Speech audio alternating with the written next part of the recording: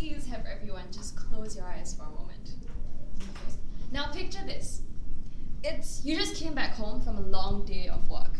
You are exhausted. You walk upstairs, you wash up, you head to your bedroom. You switch off the lights, you crawl into bed. You start to fall into slumber when suddenly you become distinctly aware that you can't move a muscle. You panic.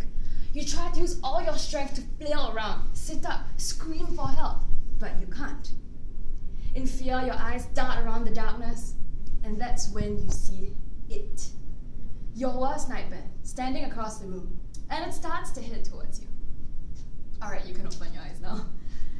No, I'm not telling you a horror story, and no, I'm not reading you a passage from a Stephen King book.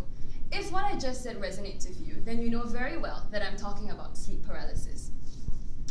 Nightmarish as it sounds, sleep paralysis is a very real sleep disorder. Unfortunately, it's not very common either. According to Scientific American, up to 60% of healthy American adults experience it at least once in their life. And no, it doesn't just apply to America. Sleep paralysis has happened to people across the globe and throughout history, with many experiencing disturbing symptoms such as vivid hallucinations. With that, please allow me to go into the who, what, when, why, and how of sleep paralysis. Starting with the biggest question in the room. What exactly is sleep paralysis? Well, it's when your body is paralyzed, but your mind is fully conscious. As mentioned earlier, many people experience sleep paralysis, and the hallucinations that come with it can be broken into two categories. One, visual categories, where you see something or someone in the room with you. Two, auditory hallucinations, where you hear voices or footsteps. In many experiences as well, people feel pinned down by something or a lack of breath. And that's not just symbolism either, because many people do actually hallucinate that someone is sitting on top of their chest. In many cases, people feel the apparition touching them, and most of the time it's abusively. A quick scroll through the comment section of the articles that I was looking at saw lists of people providing examples of their experiences with sleep paralysis. One gentleman, for example, woke up to find a lady in black standing at the foot of his bed, only to see the same lady in black standing right beside his bed a few years later. One other lady said that she woke up to find this man screaming right in her face, but she had no idea what he was saying. As you can probably guess, a huge war rages on between the scientific and the religious community about speech paralysis. Science, for example, uses it as a logical explanation for alien abductions or ghostly sightings. Religious organizations usually see it as a spiritual phenomenon.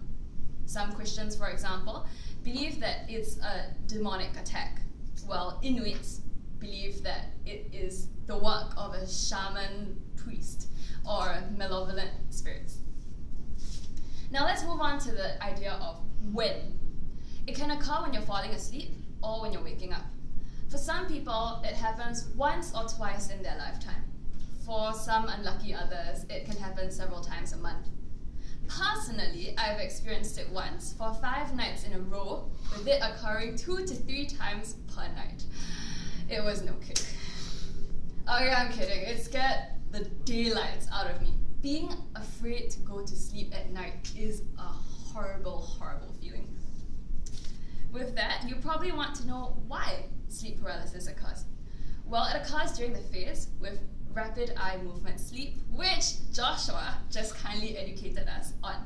REM sleep is when the most vivid dreams occur. Hence, sleep paralysis occurs when your body goes into that stage of sleep, but your brain remains conscious. Hence, the nightmares that you have in your head at night are projected onto the very real backdrop of your room, right before your very eyes. According to Britain's NHS, other factors that affect this are sleep deprivation and irregular sleeping patterns, which is one more reason for you to sleep properly at night. One other reason cited by NHS is age, as it happens more frequently to teens and young adults, which is bad news for everyone in the room, including you, Prof. and Miss Low.